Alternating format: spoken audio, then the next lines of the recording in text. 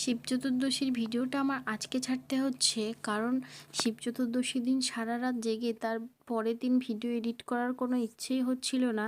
কারণ তার পরের দিন আমি সারা দিন ঘুমিয়েছি। তো যাই হোক, সন্ধ্যাবেলা পুজো দিতে চলে গেছিলাম। এখানে ঠাকুরও চলে এসেছে, আর ঠাকুরের জন্য প্রদীপের সলতে বানানো হচ্ছিল, কারণ প্রদীপগুলো সব জ্বালানো হবে।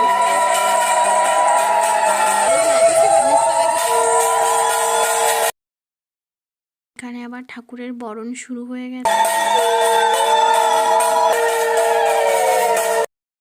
শেষ হয়ে গেলে ঠাকুরের জন্য আমি একটা আকন্দ ফুলের বড় মালা বানিয়েছিলাম, সেটা পরিয়ে দিলাম।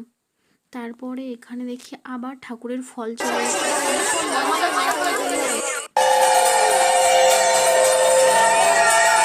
এরপরে আমি আর কোনো ভিডিও করতে পারিনি, কারণ এত ভিড় ছিল যে ভিডিও করা সম্ভবই ছিল না। তো আজকের ভিডিওটা এই